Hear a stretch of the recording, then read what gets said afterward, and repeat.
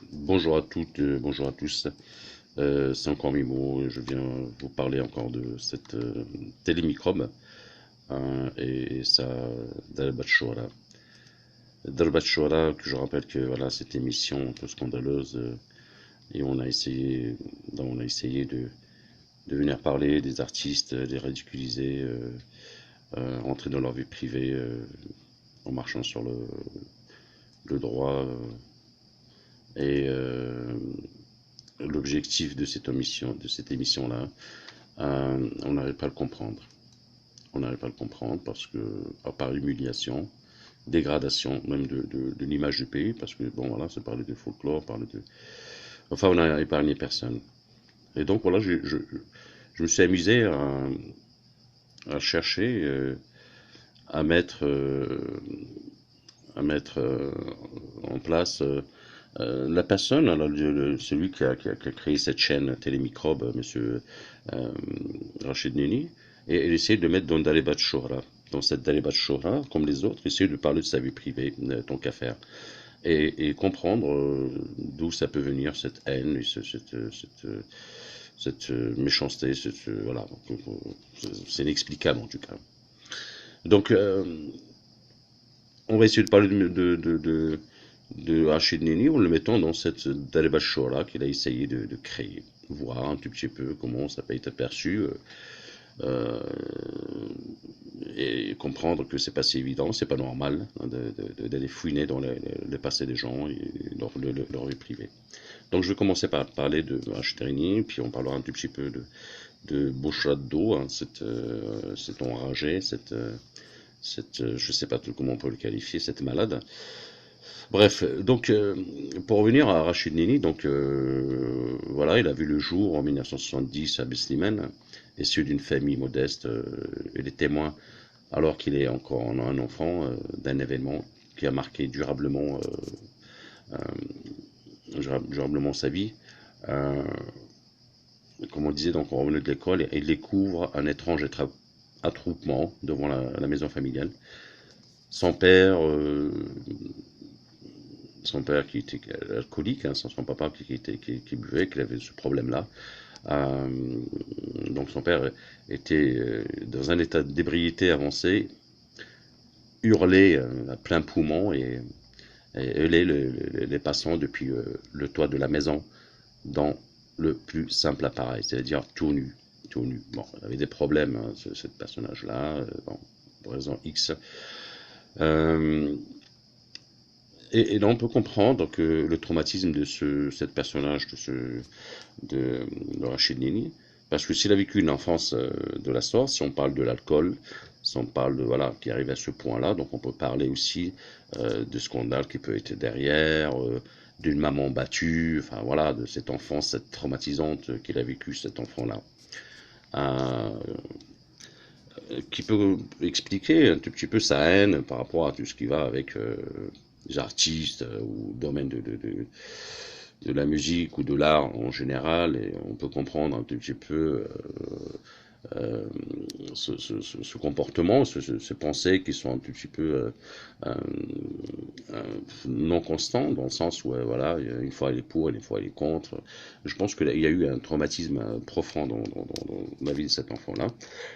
Encore une fois, on n'est pas là pour juger, mais voilà, on rentre aussi dans la vie privée de Rachid Nini et expliquer un petit peu que chacun de nous il a un passé, il a de hauts et des bas dans sa vie. Euh, Peut-être cet homme, étant enfant, il aurait été pris en main, ça aurait été bien, mais peut-être qu'il n'a pas eu cette chance-là. Ce qui fait que euh, il a grandi avec ces démons-là, et c'est ça qui explique, je pense, cette rage-là contre tout. Euh, le fait, ça explique à cette émission-là d'aller dire que, voilà, c'est quelque chose, euh, ça le défoule peut-être, c'est l'exercice un peu son mal-être, son mal-être. Bon, on va revenir un tout petit peu sur sa vie, son parcours aussi, hein, Monsieur Nini. Donc après ce traumatisme, on peut comprendre qu'il est contre. Donc d'ailleurs, elle a décidé, hein, elle a décidé d'être euh, un combattant de l'alcoolisme avec toutes ses forces. Euh, et de plus en plus, a appelé à la punition de toutes celles et ceux dont le mode de vie ne lui semble pas compatible avec sa vision personnelle des bonnes mœurs. Alors, je ne sais pas ce qu'il appelle les bonnes mœurs. Bon, bref, les bonnes mœurs. Donc voilà, il parle d'homosexualité, musicien, écrivain, féministe, laïque. Il met tout le monde dans le même registre. Les acteurs politiques, hein, bien entendu, hein, on prenne tous pour leur grade, autrement dit. Et voilà, il veut instaurer un champ de charia au Maroc. Donc, presque, on peut dire, ouais, c'est noble, ça, c'est noble. Sauf que, euh, on a l'impression qu'il épuise un peu ses inspirations, et, ce travail-là, sur quelque chose de noir qui en lui. Hein, c'est pas l'amour de la religion, de quoi que ce soit, hein, c'est une haine, une haine. Donc, elle a été accentuée, bien sûr, par le fait qu'elle n'a pas bénéficié de la grâce de Sa Majesté pendant son incarcération. Euh, bon, on a envie de lui dire déjà, il doit s'estimer heureux, parce que une année, c'est pas grand-chose par rapport aux diffamations qu'il a effectuées pour un journaliste de telle renommée. C'est très grave, hein, ce mensonge, ces choses-là. D'ailleurs, elle n'a même pas payé son amende qu'il devait payer. Bref, elle a eu beaucoup de chance. Voilà, alors, donc voilà, on disait donc, elle était contre tous les gens qui sont, voilà, par le même occasion, défenseurs des vertus de la morale religieuse. Bon, d'accord. Euh, il se cache pas de dire qu'il est homophobe, hein, mais cela l'a pas empêché, à un moment de sa vie, de dévoiler ses charmes dans les boîtes de striptease, hein, en Espagne. C'est un énorme paradoxe. Hein, défenseur des bonnes mœurs. Être stripteaseur, il ne faut pas l'oublier, ça. On le sait, dans le débat espagnol. Euh, Aucune dignité à ce moment-là. Et alors qu'on peut dire qu'il est un poil machiste. Euh, enfin, c'est-à-dire quelqu'un qui met en avant sa manière, d'une manière exacerbée et exclusive de la virilité des hommes. Alors, même ça, c'est un défaut. C'est un défaut. C'est pas un défaut, c'est un complexe, parce que je ne sais pas ce que ça veut dire la virilité. La virilité apparaît très galant, euh, une personne galante, tolérante, compassante, c'est ça la virilité, la vraie. C'est pas. Donc quelqu'un qui défend les mœurs et fait, et ça n'empêche pas de faire du striptease quand il pouvait. Bon, peut-être qu'il avait besoin d'argent, mais bon, il y a d'autres manières de travailler pour que ça. Hein. Sauf qu'on on n'est pas fidèle un peu à ses valeurs. Mais bon, Rachidini n'a jamais été fidèle à quoi que ce soit. Parce que, soi-disant, le défenseur de la liberté d'expression, la liberté euh, tout court, euh, il allait parler des féministes, comme il le disait dans sa chronique soi-disant satirique. On parle des féministes en disant que voilà, les féministes, c'est des femmes moches et aigries. Moches et aigries. Qu'est-ce que ça lui rappelle à ce Nini, à ce féminisme-là? Hein. Et c'est ce que ça peint l'histoire avec sa vie familiale et le vécu peut-être de sa maman, je ne sais pas trop quoi. Enfin, je ne la connais pas sa maman, mais enfin, bon, on imagine un peu ce qu'elle a pu vivre. Et donc, Euh, donc, quand Mussolini parle des féministes, voilà, ils sont aigris, c'est une manière de dire qu'ils sont en manque. Et quand il dit un manque, c'est pas un manque d'amour, hein, c'est un manque d'autre chose. Hein. Je ne vais pas être vulgaire, mais euh, voilà. Donc, vous avez compris. Alors, un défenseur de liberté, c'est un peu, c'est un peu ridicule et paradoxal, parce que la place de la femme, même dans l'islam, elle a été sacrée. Euh, donc, aujourd'hui, on veut les jeter. Voilà, la femme, elle n'a pas sa place dans la société. Elle n'a pas sa place dans la société de Hachinini. Alors que moi, il l'utilise hein, quand il a besoin. Hein, il sait faire ce genre de choses. Mais en attendant, ce côté machiste. Parce que le traumatisme, c'est par rapport, vous savez, c'est par rapport à son papa, on a toujours un modèle.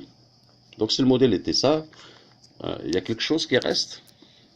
Et ce qui fait que euh, il veut prendre cette place de l'homme, disons différent de son papa, mais avec ce côté machiste. Eh ben, ça aurait été bien de voir un psychiatre, au lieu de se défouler sur les Marocains avec une chaîne de télévision. On l'a essayé par l'écrit, par le journal, par ceci, cela. Ça lui a coûté d'ailleurs pas mal de procès, pas mal de problèmes, mais bon, presque ça nourrit un peu ces démons qui sont en lui. Aujourd'hui, à travers cette chaîne qu'il ne finance pas du tout, parce qu'il faut comprendre qu'il ne paye pas un seul centime, ce Lenny, de cette chaîne-là. Il y a un groupe derrière lui qui finance tout ça. Euh, et puis voilà, pour l'instant ça marche, et puis il a la possibilité de le faire. Il devient dangereux, cette chaîne-là. Bon, pour revenir à cette chaîne-là, donc il en parle, M. Lenny, en disant que euh, cette télémicrobe, selon Lenny, l'objectif principal serait d'améliorer l'image de marque de royaume à l'étranger, défendre les acquis sociaux et l'unité territoriale du pays et lancer des débats sociaux dans son langue de bois. Est-ce que lancer le débat social sur langue de bois, c'est traiter leur invité de PD? Est-ce que traiter le débat sociaux, aller chercher l'enfance des chanteuses, d'un chanteur, que voilà, que son papa qui n'était pas là, est-ce que la maman, il a pu tenir, il a pas trompé le père? Bon, on va avancer très très bien avec ces débats-là sociaux, hein.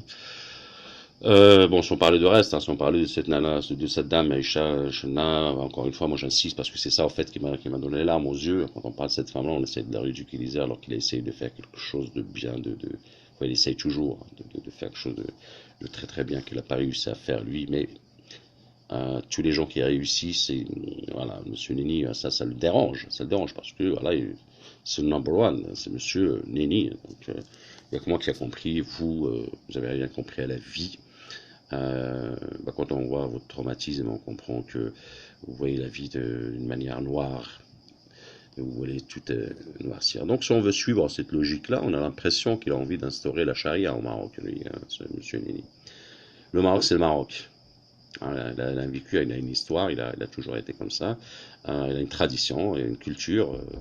Euh, donc la charia, vous savez, même les pays soi-disant qui pratiquent la charia, ça s'applique que sur les pauvres de toute façon, hein. Quand on parle des femmes, lapidation et compagnie, ça s'applique uniquement sur les femmes, alors que lapidation c'est hommes et femmes, et souvent sur des femmes pauvres. Donc cette hypocrisie donc, dans ces pays-là, enfin moi j'ai même pas envie d'en parler, mais ça n'empêche pas que cette chaîne-là, il a l'impression qu'il veut, je ne sais pas ce qu'il veut faire du Maroc, hein. Pays modèle par rapport à quoi? Je sais trop quoi. Alors, on parle de côté islamiste, bon, je sais pas, hein. On n'amène pas une émission de ce genre, en traitant les gens de PD, comme ça, c'est pas de l'islam. Est-ce que c'est inspiré de choses un peu européennes ou américains ou je sais trop quoi? Bon, bah voilà, c'est un peu ridicule parce que on aurait pu prendre autre chose que ce genre de vulgarité. Ça ressemble pas à nos traditions et notre manière de vivre. Chacun vit ce qu'il veut dans sa vie, mais enfin, même d'amener ça à la télé, c'est choquant, hein, pour un pays comme le Maroc. Mais bon, ça n'empêche pas. Donc, on parle de cette enfance un peu traumatisante, l'alcoolisme, bagarre familiale, mère battue, tout ça. Je peux comprendre son traumatisme et sa problématique. Euh, Défendre les mœurs, bon, on veut bien, ça peut paraître noble, mais bon, quand on vous voit faire du striptease en Espagne, on dira c'est quand même étrange. Euh, bon, bref. Voilà, donc on a essayé de rentrer un tout petit peu, mais alors vraiment, je dis un tout petit peu dans cette vie privée de Sélénie qui a fait que elle est pour et contre tout en même temps. Maintenant, pour revenir à sa chaîne, qui nous en formule, qui nous dit que, voilà, à cette télévision, il a l'autorisation de toute façon, il est en accord avec les autorités marocaines. Donc, on peut parler de la CAN, on peut parler de CCM. Donc, il n'a aucun problème avec tout ça, hein. Donc, il est en règle avec tout ça. Alors, rappelons que le CCM était, enfin, sur des délais de délivrance des décisions d'autorisation de tournage et de 21 jours, ce délai ouvert à partir de lendemain de dépôt des dossiers complets, hein, c'est circulaire le 28/11 de 2014. Ce dossier incomplet ne sera pas traité. Ça veut dire qu'ils auront eu les dossiers de Cellini, son tournage, enfin, voilà, les concepts et tout ça. Le dossier doit comporter des pièces suivantes. La demande d'autorisation de tournage émanant de la société de production adressée monsieur le directeur de la SEM. D'accord, par le dirigeant de la société. D'accord. Formulaire d'autorisation de tournage, dûment rempli, signé et cacheté par le gérant de la société. Mais ça, que ce soit privé ou public, hein, c'est comme ça. Le concept détaillé, en l'occurrence là, si on parle d'Al-Bashara, je ne sais pas ce qu'ils ont mis dans ce concept-là. Et puis le contrat de production et tout ça. Donc ça veut dire le système il est au courant de ce tournage, de tout ce qui se passe. Soit donc c'est une connivence, soit il y a une ignorance, soit que ça a été acheté, ou bien on peut parler aussi de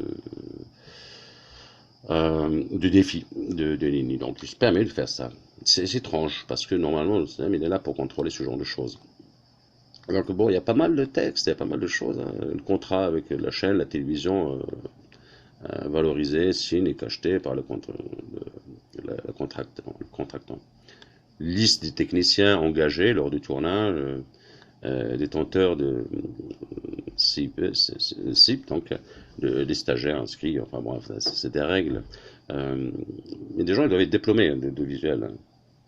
Quand on parle des gens diplômés de l'audiovisuel, bon voilà, quand on prend cette demoiselle Do, je sais pas son diplôme de journaliste, mais elle a animé une émission, je sais pas. Je ne sais pas si son diplôme hein, par rapport à ça. Et puis la personne qui parle derrière dans son émission, avec cette voix Zama, voilà, vous allez payer d'aller Bachora avec cette manière un peu virile, alors que avec cette voix, on dit, non, pas la soit il a sauté le hamir. Cette personne, elle parle comme un hamar déjà, de toute façon. Je comprends pas hein, le concept ni la manière, enfin, tout va mal dans ce truc-là. Copie d'inscription du scénario et tout ça. Donc bref, donc le système il est au courant, il a vu tout ça. Il n'y a pas de problème. La quelle autorité, le code de communication audiovisuelle est un organisme indépendant créé en 38-2002 par décret royal avec le but de réguler le paysage audiovisuel marocain, public et privé, en 2012. Échange de statut dû à grandir, respect de la pluralité, devient une institution constitutionnelle et chapeautée par le Conseil supérieur de la communication audiovisuelle. Donc, euh, tout ça, ça veut dire que ces gens-là, ils sont OK pour ça. Alors d'un coup, il les défie parce qu'ils te parlent du voilà, nous, notre émission sera différente parce qu'on n'attend pas qu'on nous dise ce qu'on doit faire. Donc là, c'est un défi par rapport à la CAI, et tout ça. Et de l'autre côté, tu dis, bon, bah, on est en accord, on est très bien avec l'autorité marocaine. On comprend pas, en fait. Mais quand on a l'argent, de toute façon, c'est vrai qu'on peut se permettre pas mal de choses. Hein. On peut acheter pas mal de choses. Néni, il a rien du tout, Néni. Par sa gueule, il n'a pas grand-chose. Il y a un groupe derrière lui qui gère tout ça, qui paye tout ça, qui gère tout ça, qui finance tout ça. Dont l'objectif, bon, bah, c'est un peu flou parce que on parle des mœurs, on parle de ceci, cela. Instaurer genre le charia. Et pour ça, donc, il faut créer le trouble dans l'esprit des gens. Donc, quand on invite des artistes, on les ridiculise, des politiciens pour les réduire à néant, ça veut dire que tout va mal. Et mettre cet esprit, cette histoire-là dans l'esprit des Marocains. Profiter de la liberté que nous avons aujourd'hui pour en faire encore, comme j'avais dit, un défaut. Donc, il oblige ce que la diffusion sera Darija. Donc ils ont décidé dans cette chaîne-là de faire une émission qui parle Darija. Bon, bah, c'est génial de parler un truc au marocain, hein, Darija. Darija, ça veut dire c'est marocain, en fait. Il ne faut pas oublier quand même que le Maroc, entre 30 à 35% de la population marocaine est les berbères. Les berbères, donc on fait quoi de ces gens-là qui ne parlent pas de Darija? On s'en fout, en fait. On ne parle pas de leur histoire, donc ils n'ont pas d'acquis sociaux, ils ne nous intéressent pas. Donc déjà, ça, c'est dénigrer et puis euh, rejeter une bonne partie des Marocains. Berbères, c'est des Marocains. Alors pourquoi faire une chaîne où on parle que de Darija? Tous les Berbères ne parlent pas de Darija. Euh, c'est étrange, ces histoires-là. D'accord, c'est vrai, quand on a envie de créer des mouvements, on a envie de s'adresser à la plus large, à la majorité des Marocains, qui parlent bien sûr de Darija, mettre le trouble dans leur tête. Les Berbères, voilà, voilà, c'est un groupe à part, on verra comment on va gérer ça, mais pour l'instant, on ne nous intéresse pas. Hein. Déjà par rapport à son pays, je trouve ça vraiment, euh, c'est dégradant. Cette obsession de ce Rachid de ridiculiser tout le monde, commencer par une chaîne qui bafoue volontairement le droit de la liberté, le droit commun. C'est donc une juridiction qui a vocation à connaître toutes les affaires, à moins qu'elle ait été attribuée par les lois à une autre juridiction. Et là, en l'occurrence, une juridiction espagnole. Mais ça, c'est un prétexte. Parce que le 7, c'est égyptien, tu sais. Que ce soit en Espagne, ça aurait pu être en Allemagne, ça aurait pu être en Angleterre, ça aurait pu être n'importe où. C'est égyptien. Vous savez les troubles qui se passent en Égypte, voilà, ces islamistes qui prennent le pouvoir, puis quand ils sont pas au pouvoir, ben, ils créent le trouble. Donc voilà, Rachid Nenni, vraiment, c'est la personne idéale hein, pour la propagande. Et puis combien il y a les moyens derrière, bon, il n'y a pas de problème, on les achète. On achète sa popularité, comme il est connu. Et puis, j'avais dit une fois déjà que voilà, elle avait une renommée un certain temps, et donc on profite de ça. Et donc tout ce qu'il dit est vrai parce qu'il défie tout le monde. Il défie tout le monde. Hein. Lui, donc c'est une personne bien placée pour pouvoir créer ce trouble-là. La langue la langue, la liste est longue, la liste est longue. L'objectif de cette chaîne-là, elle est très dangereux, très très dangereux. On reviendra en détail sur le groupe de crépuscule derrière tout ça. Mais aujourd'hui, c'était juste pour mettre un tout petit peu Monsieur Nenni, rappeler un peu son enfance, son traumatisme, qui fait qu'aujourd'hui il a cette haine incessante. Et pour être un peu plus crédible, donc voilà, elle fait appel à des gens comme ça, hein, des gens qui ont des problèmes réels, personnels, comme Bouchado, qui a besoin d'une notoriété à n'importe quel prix. Donc voilà, de journalistes ratés, qui a qui a fait le halqa plutôt qu'autre chose. Donc voilà, on lui donne la possibilité maintenant de parler à la télé, pour dire aux gens, voilà, vous êtes ridicule, vous êtes moche, vous êtes pédé, vous êtes, je sais même pas ce qu'il dit. Ils s'en fout de toute façon, elle, ce qu'elle a besoin, c'est qu'on parle d'elle. En bien, en mal, peu importe, on a parlé de son problème masochiste, là, sadomasochiste. Parce que Mouchadom, quand on a su qu'elle est heureuse, on parle d'elle. Cette forme de euh,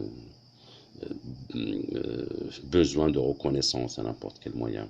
Vous voyez, c'est la même problématique que ce Léni. Faut pas croire. C'est pas parce qu'on a fait des études et on est arrivé à un point euh, qu'on est qu'on n'a pas des souffrances quelconques. Donc, quand on voit cette enfance qu'il a vécue, Solini, on peut comprendre sa souffrance contre l'alcoolisme, contre ceci, cela. Et de l'autre côté, quand ça nous arrange, on vit une vie libertine en Espagne et tout ça. Et ça, c'est des preuves qu'on a. C'est pas, on peut pas avancer ce genre de choses sans, voilà, sans les vérifier. Donc, c'est un peu étrange. C'est un peu étrange. C'est un peu étrange. Donc voilà, aujourd'hui, on n'a pas parlé de la politique de cette chaîne. C'était juste pour montrer que quand on parle de la vie des gens et rentrer dans leur vie privée, c'est pas normal. Ça peut être blessant, ça peut être dérangeant et troublant. Hein. Donc c'est pas traditionnel, c'est pas religieux, c'est pas traditionnel. Je parle pas de la religion. La religion, bzaf allez, et pour moi aussi, parce qu'on comprend rien à notre religion d'ailleurs. Ce genre de personnes, ils s'en foutent de tout ça. Et, la morale, quand ça les arrange et marcher sur la liberté des gens quand ça les arrange. Donc voilà, on peut pas parler de ça. On parle juste de la tradition marocaine quand on invite quelqu'un, parce que chez nous, on l'insulte pas de la sorte. Voilà, donc Monsieur Nini, oh, t'es bien qu'il voie un psychiatre. et essayer de régler ce problème, ce démon-là, de son vécu, de son enfance, au lieu de venir vomir sur nous à travers des émissions sans valeur, qui dérangent et qui dérangeront pendant longtemps. Et puis on n'arrêtera pas justement. On n'arrêtera pas parce que ça passera pas, ça passe pas. Ça passe pas. Si on a osé faire ce genre de choses, d'aribat shohara, d'aribat choua, c'est qu'on est capable de pire. Et on commence par ce genre d'image un peu dégradante, petit à petit, pour venir dire voilà, vous voyez, nous on est le premier à être contre tout ça. La preuve on vous a montré que c'est pas bien, les gens ne sont pas normaux, tout ça pour revenir à instaurer genre de charia et compagnie. Petit à petit, c'est des politiques un peu des nazes, des anciens archaïques et dangereuses. Voilà, donc on a mis un tout petit peu le Dalbat Shora de M. Nini face à sa réalité de son enfance, son adolescence aussi, parce que quand on dévoile ses charmes dans des boîtes de striptease, on ne peut pas parler de valeur. Hein. Donc ça serait bien aussi, comme ils disent, avant de montrer le doigt, vérifie si ta main est propre, hein, la main sale, et puis montrer les autres le doigt, c'est un peu étonnant, c'est un peu étrange. On ne va pas s'attarder plus que ça pour aujourd'hui. Donc je vous remercie infiniment pour votre écoute. Et on reviendra aussi prochainement pour parler aussi de un peu de la vie privée de Bouchra d'eau, parce que par contre la liste est longue et je ne sais pas même pas comment je vais formuler ça, tellement qu'il y a des choses, je dirais, on parle pas de mœurs, on parle d'ahar, on parle un truc chaud, mais sincèrement je vais les citer en essayant d'être bien sûr moins vulgaire qu'elle, parce que là la vulgarité de Bouchra d'eau n'a pas de prix, elle est hors limite. Donc je vais essayer d'être un peu courtois aussi dans certaines choses, par le mettre aussi dans sa débat de aussi, d'une manière courtoise, avec courtoisie. Mais je parlerai un tout petit peu de son parcours un peu noir, hein, qui veut essayer de mettre les gens mal à l'aise en leur parlant de ceci, cela. Toi, t'es pas vierge, toi, t'as attendu, toi, t'es pas marié, et toi, tu fais quoi, tu vis quoi? Mais on reviendra en détail, et la liste est longue. Bon, en attendant, je vous souhaite une très très bonne journée, et puis à la prochaine, à la prochaine. Merci, au revoir.